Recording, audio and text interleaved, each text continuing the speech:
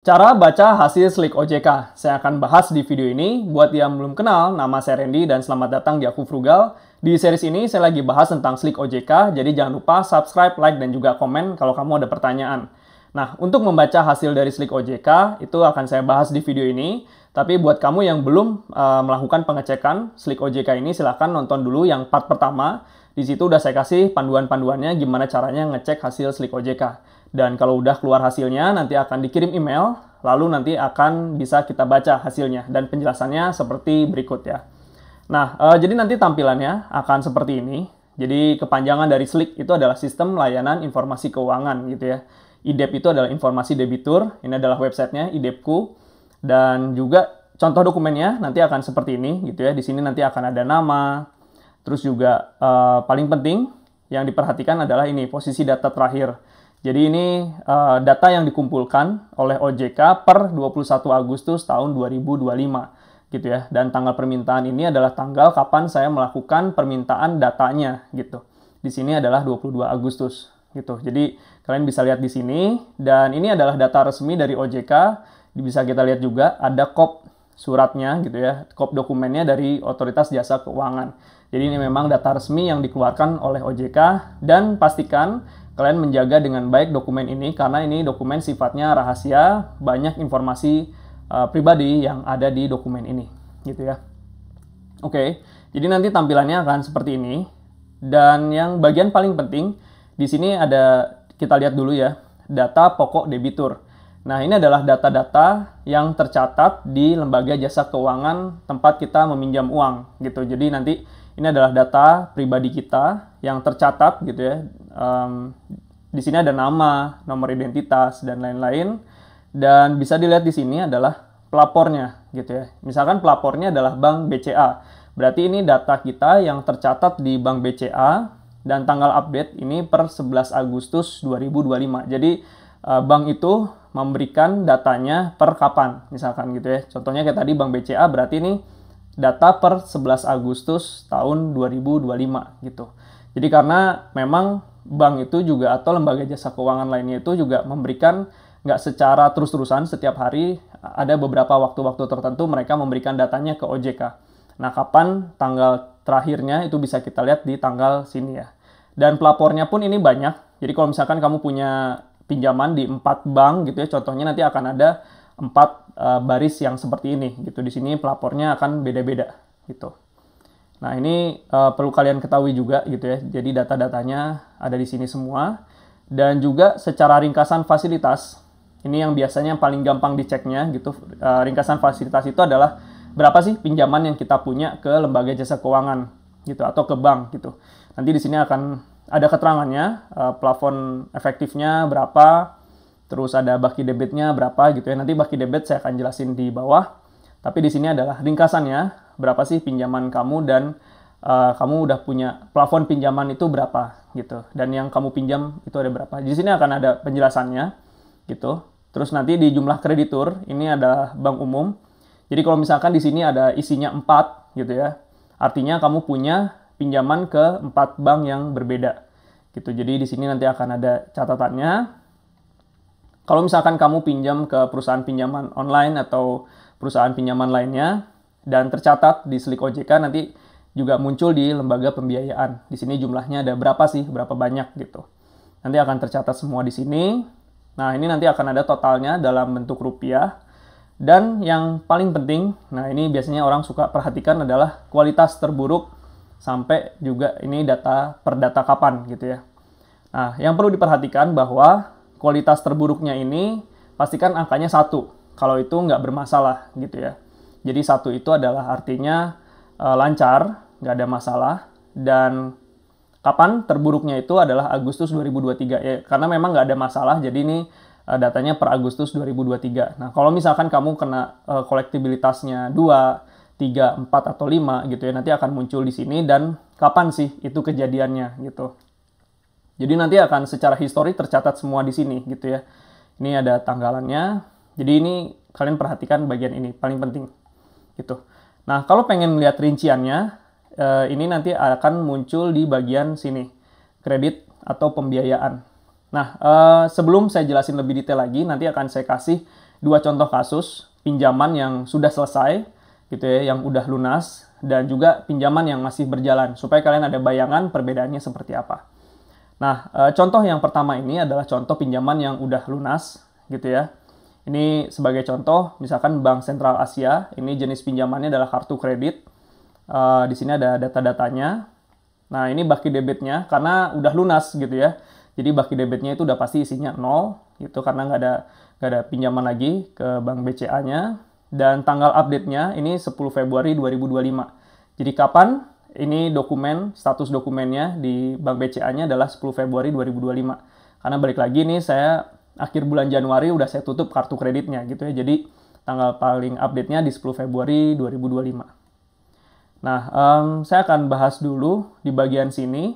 Ini ada penjelasannya ya. Jenis pinjamannya adalah kartu kredit, ada nomor rekening, dan lain-lain, tanggalnya, kapan aja. Dan yang paling penting biasanya itu adalah bagian suku bunga. Nah, ini kalian supaya bisa tahu juga berapa sih suku bunga pinjaman per tahunnya di bank tersebut gitu ya. Karena ini kartu kredit jadi cukup besar angkanya 21% gitu. Ini akan muncul penjelasannya di sini 21% kayak gitu. Nah, karena ini statusnya udah lunas gitu ya. Bisa dilihat di sini tanggal Januari 2025 itu statusnya udah 10 gitu ya. 10 ini artinya lancar. Jadi kalau kamu statusnya 10 itu artinya lancar. Di bulan Januari, terus di bulan Februarinya karena udah saya tutup, jadi udah nggak ada lagi statusnya.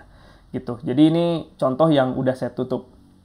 Nah, penjelasan 10 ini tuh apa sih sebenarnya? Nah, 10 ini adalah history gitu ya, atau riwayat pembayaran kredit kita gitu.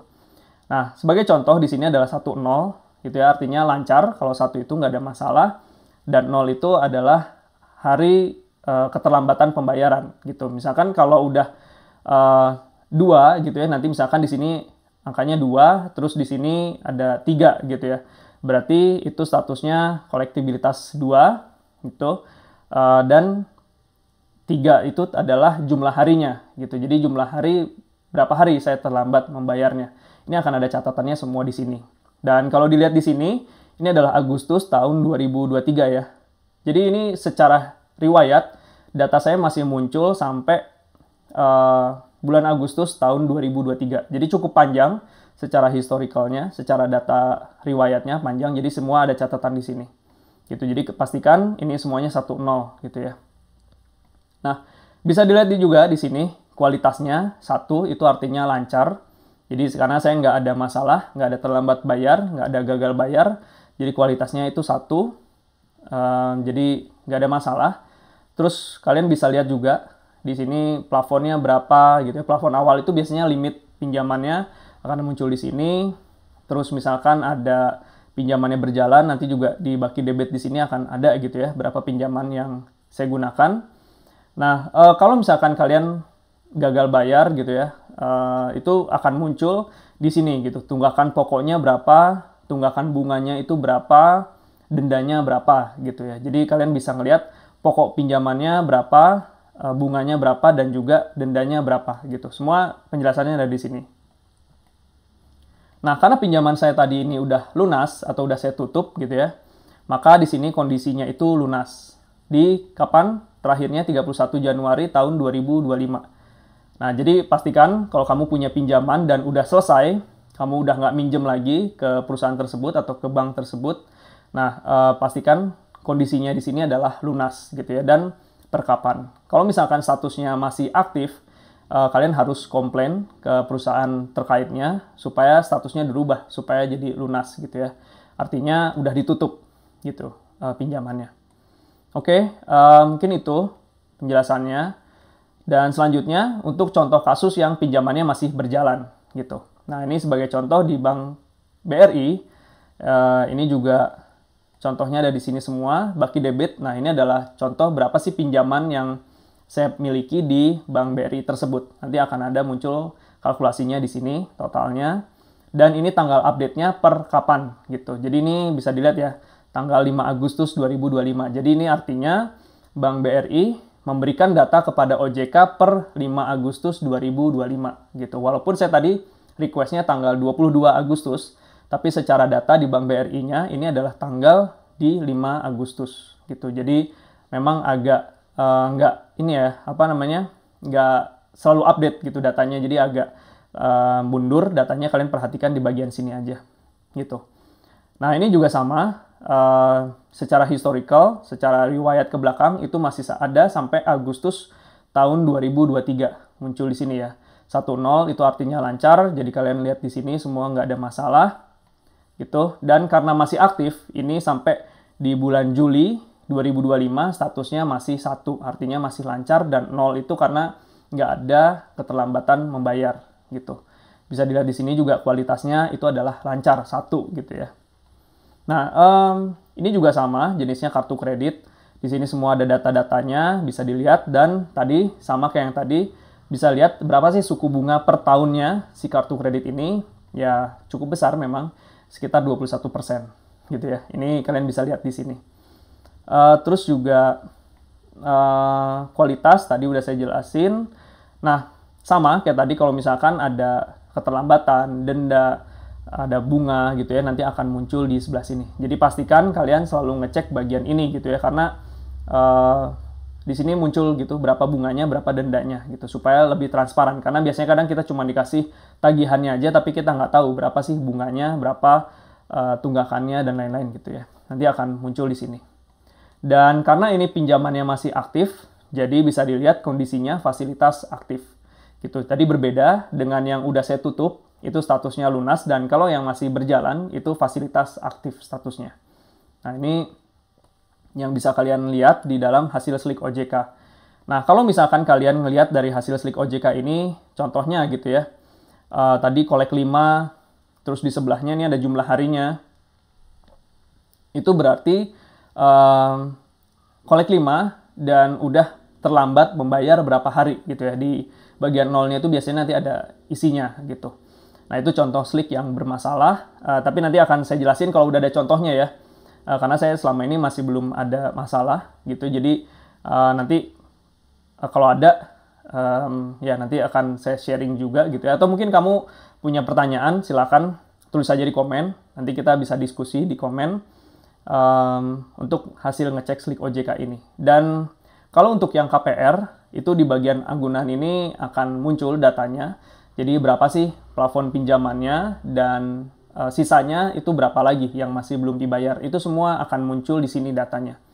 Jadi benar-benar ini datanya sangat lengkap, karena ini data yang diambil dari semua lembaga jasa keuangan, itu dikumpulkan satu oleh OJK di Slick ini gitu ya. Dan ini yang terdaftar secara resmi gitu. Itu aja sebenarnya untuk cara-caranya. Nah, jadi feel free aja, bebas kalau kalian mau tanya atau ada pertanyaan lain untuk membaca Slick OJK ini. Memang wajar kalian masih bingung gitu ya, karena di awal-awal pasti wah ini dokumennya banyak banget gitu ya. Tapi menurut saya pelan-pelan aja untuk bacanya gitu ya, karena kalau kalian punya banyak pinjaman pasti berlembar-lembar gitu. Cuman prinsipnya sama untuk cara ngebacanya seperti itu. Pastikan di sininya statusnya seperti apa gitu ya, untuk yang secara riwayat ke belakang. Terus biasanya kalau misalkan kalian mau mengajukan pinjaman dan ditolak gitu ya, kebanyakan yang kasusnya mau ngajuin KPR ditolak, itu bisa ngelihatnya dari sini. Kualitas terburuknya itu berapa dan di bulan apa gitu. Kalau misalkan di sini bulan datanya itu adalah bulan berjalan, artinya kamu masih punya masalah gitu ya di saat ini gitu. Masih ada masalah-masalah pembayaran yang masih belum selesai, pinjaman yang masih belum selesai, jadi kamu harus selesaikan dulu si pembayarannya gitu. Jadi paling penting lihat dulu di sini, baru melihat detailnya yang ada di bawah gitu, supaya lebih gampang sebenarnya. Nah, itu tadi penjelasan tentang cara membaca hasil Slick OJK-nya. Jadi semoga ini bisa bermanfaat untuk kalian, dan kalau ada pertanyaan ya silahkan tulis di komen ya.